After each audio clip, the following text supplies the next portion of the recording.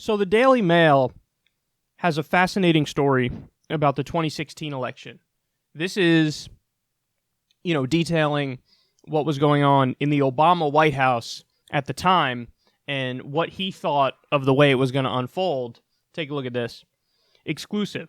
Quote, "This stings. How Obama saw Trump's victory as a personal insult. Watched the movie Doctor Strange to distract himself from election results and blamed Hillary for the loss because of her scripted, soulless campaign." That's a quote. Scripted, soulless campaign. Hot diggity damn. The new edition of Obama, The Call of History by New York Times chief White House correspondent Peter Baker lays bare Obama's fury over the election results. The book was originally released in July 2017, but has been updated with extensive new reporting, and the run through of Election Day is electrifying. Obama arrogantly thought there was, quote, "no way Americans would turn on him, even though Clinton was far from perfect." He likened himself to Michael Corleone in The Godfather, and said he was handing power over to somebody who would destroy his legacy. Well, Trump is like Fredo Corleone. And Obama's like Michael. It's funny that he's actually saying that, likening himself to a mob boss, which I guess, in a weird way, being president of the United States kind of is like that. So, in this piece, the details are absolutely fascinating. Obama called Trump a con man straight out of Huckleberry Finn. He said this is a kind of guy who's existed throughout American history. He viewed him as a cartoon. Obama struggled with what the American people did on election night. And he said that they, quote, "simply could not have decided to replace him with a buffoonish showman whose calling cards had been repeated bankruptcies, serial marriages, and racist dog whistles." As the weeks went by, Obama went through, quote, "multiple emotional stages after Trump won, at times being philosophical, and at other times he flashed anger. He also showed a rare self-doubt and wondered if maybe this is what people want." Obama told one aide, quote, "I've got the economy set up well for him. No facts, no consequences. They can just have a cartoon."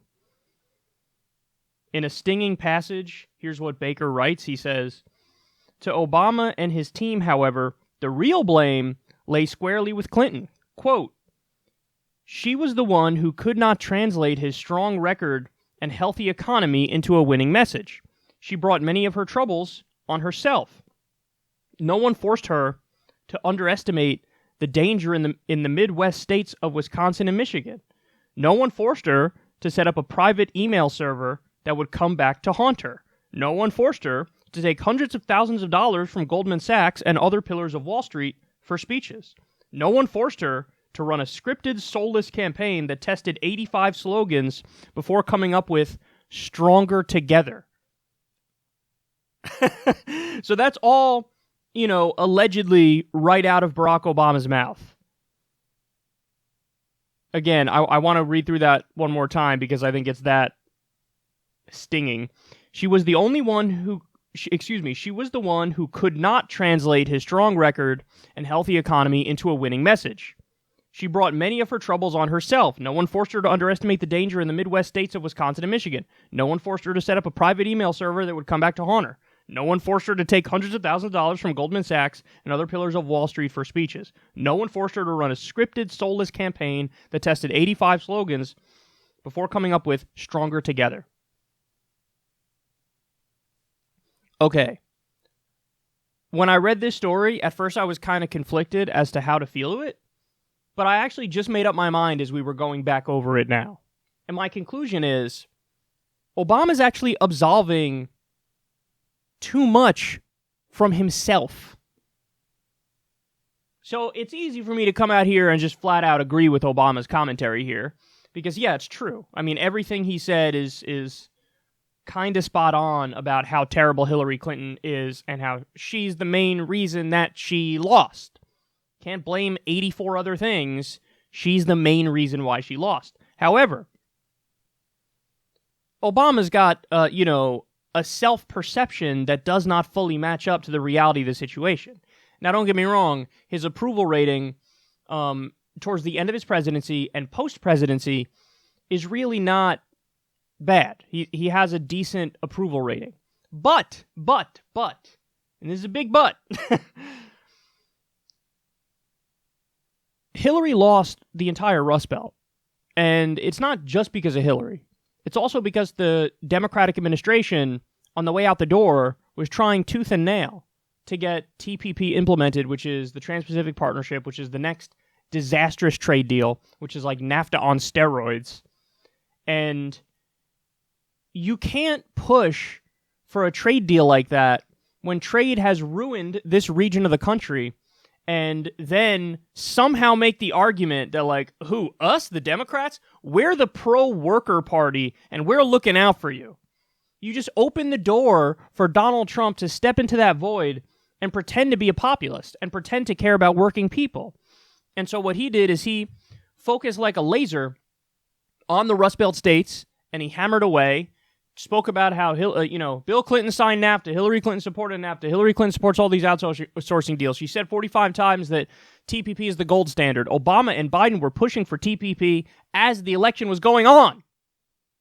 So it's interesting that he says to her, hey, she brought troubles on herself. No one forced her to underestimate the danger in the Midwest states of Wisconsin and Michigan.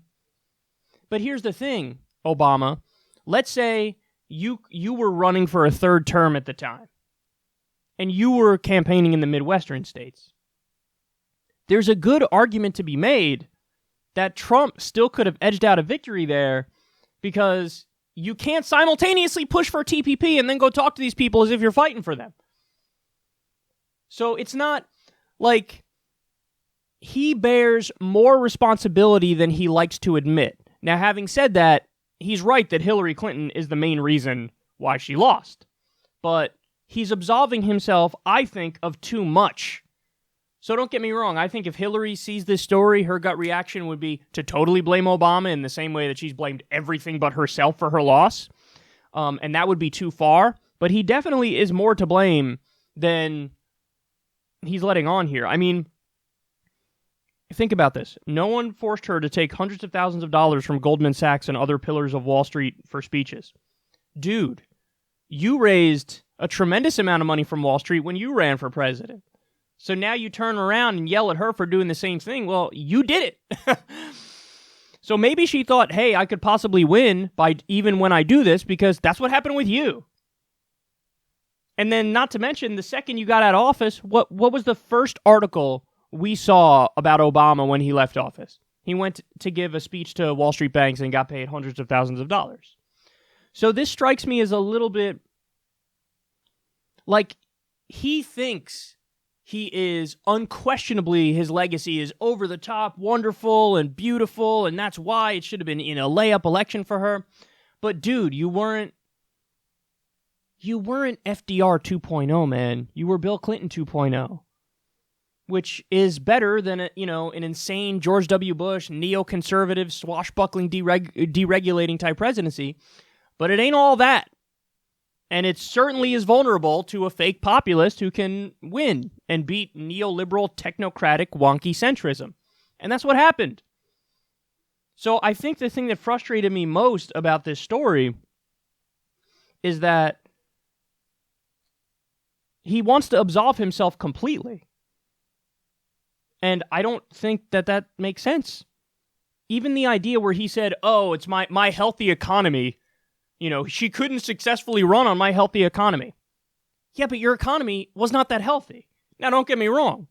By the traditional metric that's used on, right-wing Fox Business Network and CNBC, yeah, by those metrics, you're doing great. Corporate profits are through the roof. The stock market was bouncing back. Unemployment was lower. But the same problem exists with Obama's economy and Trump's economy now, which is wages are stagnant. People are massively underemployed. They're loaded up to their eyeballs with medical debt and student debt and credit card debt. 40% of the country can't afford a $400 emergency. Income inequality is through the roof. So he's using a terrible standard and a terrible metric to determine my economy's great. No, it really wasn't that great. Something like 90% of the gains since the recession had gone to the top 1%. And you think just because it says a low unemployment rate and the stock market is doing well, that translates into a healthy economy and that it's easy for somebody to run on your legacy? That's simply not true. It's just not true. You weren't the kind of radical that was necessary at the time. I mean, George W. Bush, 2 offensive wars and deregulation like crazy, tax cuts for the rich. It was time for a new FDR. It was time to end the wars. Obama did not end the wars. It was time to, do a new deal and rebuild our crumbling infrastructure and, a massive jobs program. He did a half measure with the stimulus package and the Wall Street bailout, which was something he shouldn't have even done. So there's a little bit too much of absolving himself here. But it also is just absolutely hilarious that he nailed the tone of her campaign.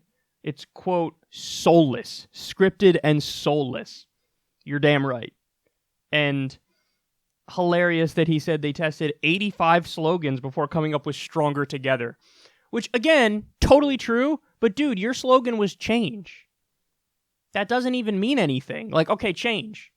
There's no indication of the direction of the change. It's just like, change, this broad thing of change. That can be change in a right-wing direction, change in a left-wing direction. It just means change. It doesn't mean, like, the idea that that's some sort of fucking high-minded thing that a brilliant philosopher king has come up with. No, that was silly too.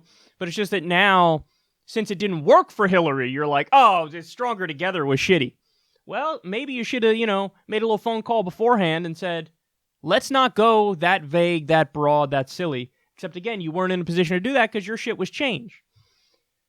See, the thing about Obama is he was so likable as a campaigner and as a person that he made centrism appear somewhat cool. And actually, he had his moments of being leftist on the campaign trail. His message wasn't left across the board. He was never in favor of Medicare for all on the campaign trail. But in some ways, he campaigned pretty leftist, certainly more left than he governed. But there were moments of just vague, silly nonsense, and now he's turning around and blaming Hillary for her vague, silly nonsense. And you dabbled in that as well. So, I don't know. I do have mixed feelings about this. I think Obama's right in terms of how shitty her campaign was. But I also think he's absolving himself too much, because if Obama was as good as he thinks he was, then any Democrat would have been able to pick up and win afterwards. And that isn't the case. So he wasn't as transformative as he thinks he is. He was an efficient status quo manager and an efficient technocrat. So he made some tweaks around the edges. I did a long segment grading his presidency. I forget what I gave him, but I went through all of his policies. I gave him like a C or C plus or something like that. And I think it's fair to give him some credit on some things, but he thinks he was like one of the best ever, and I set everything up nicely, and then Hillary blew it. Well, Hillary did blow it, but you weren't as wonderful as you think you were. And I honestly believe, and maybe this is why he said it hurts and it stings, I honestly believe Trump couldn't have gotten elected if Obama was as good as he thinks he was. And you'll notice something. We've spoken about this before, but why do you think it is that so many centrist Democrats, they love to only focus on the racial aspect of Trump, and they love to yelp about Russia nonstop? Because those are the convenient scapegoats. If the problem is just that, all of Trump voters are racist, full stop, and Vladimir Putin swung the election, full stop. If you really believe that, then what just happened? You totally absolved the centrist Democrats of doing anything wrong. You said, no, it's not our problem at all. We don't need to reform. We don't need to change. We don't need to go in a further left direction. We did everything exactly right. The problem is the fucking Russians and the goddamn racists on the Trump side. And it's a convenient way to absolve yourself of all of it. So, anyway, Obama, who in public appears very, put together and taking everything in stride, behind closed doors, he was like, fuck. Fuck, Hillary. Fuck. There you have it.